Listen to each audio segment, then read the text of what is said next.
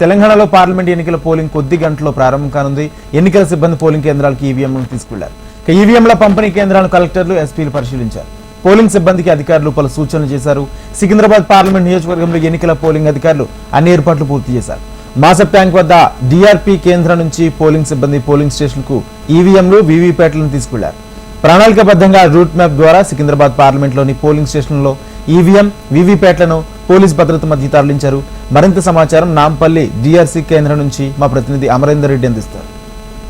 తెలంగాణలో పార్లమెంటు ఎన్నికలకు సంబంధించి పోలింగ్ సమయం దగ్గర పడుతుంది. ఇప్పటికే డిఆర్సీ సెంటర్ల నుండి పోలింగ్ సంబంధించిన ఏవైతే ఈవీఎం, వీవీప్యాట్ బాక్సులన్నీ కూడా పోలింగ్ సంబంధించిన సిబ్బంది తీసుకెళ్తున్నారు. ప్రస్తుతం మనం విజువల్స్ కూడా చూడవచ్చు.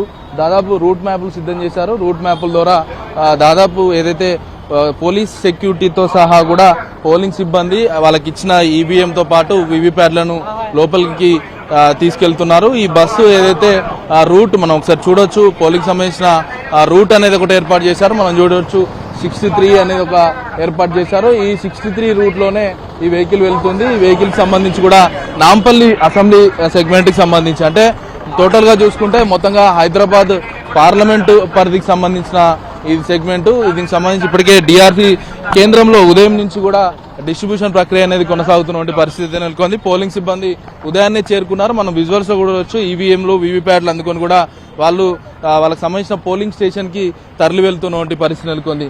కొంతమందితో మాట్లాడించే ప్రయత్నం చేద్దాం. ఇన్స్ట్రక్షన్స్ అయితే నార్మల్ గా పోలింగ్ స్టాఫ్ కి ఇన్స్ట్రక్షన్స్ ఉంటాయి, అవి ఉంటాయి. వాటికి పోలింగ్ స్మూత్ గా చేసుకోవడం. జనరల్ గా ఈవీఎం ఇట్లా మొరాయించినప్పుడు మీరు పోలింగ్ స్టేషన్ లో ఉంటారు, ఎలాంటి పరిస్థితులు ఉంటాయి? వెంబడే మేము సెక్టర్ ఆఫీసర్ కు ఫోన్ చేస్తాం.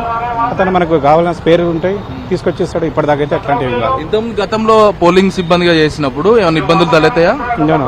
మంచి రొనాల్డ్ రాజ్ కమిషనర్ గారు మాకు మంచి చేశారు. ప్రతిదీ ఒక ప్లాన్ గా చేస్తున్నారు.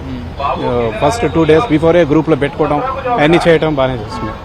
ఇది మొత్తంగా పోలింగ్ సిబ్బంది చెప్తున్నారు. ఏదైతే ప్రణాళికాబద్ధంగా ఎన్నికలు నిర్వహించేందుకు ఇప్పటికే తెలంగాణ పోలీస్ శాఖతో పాటు ఇటు ఎన్నికల అధికారులు కూడా సిద్ధమయ్యారని చెప్పుకోవచ్చు. మనం ప్రస్తుతం చూస్తున్నటువంటి బస్సులన్నీ కూడా తమ తమ రూట్ల వారీగా పోలింగ్ స్టేషన్లకు వెళ్తున్న పరిస్థితి నెలకొంది. ఇప్పటికే దాదాపు 70% పైగా మనం చూస్తున్న డిఆర్సీ సెంటర్ నుంచి ఇప్పటికే ఏదైతే పోలింగ్ స్టేషన్ సంబంధించి అన్ని వాహనాల్లో కూడా ఈవీఎంలు, వీవీప్యాట్లు తరలిస్తున్న పరిస్థితి నెలకొంది. మొత్తంగా హైదరాబాద్ సంబంధించి ఇప్పటికే 3 పార్లమెంట్ సంబంధించి సికింద్రాబాద్ తో పాటు హైదరాబాద్, ఇటు మల్కాజ్గిరికి సంబంధించి అన్ని నియోజకవర్గాలు ఈ కమిషనరేట్ పరిధిలో మిక్స్ అయి ఉంటాయి. కాబట్టి ఇప్పటికే పోలీసులు హైదరాబాద్ తో పాటు ఇటు రాచకొండ, సైబరాబాద్ 3 కమిషనరేట్ పరిధిలో ఇటు పోలింగ్ స్టేషన్ల వద్ద భారీగా భద్రత ఏర్పాటు చేశారు. మరోవైపు డిఆర్సీ సెంటర్ వద్ద కూడా పోలీసులు 144 సెక్షన్ కూడా అమలు చేశారు. ఇక్కడ 5 కంటే ఎక్కువ గుమ్మికూడొద్దు.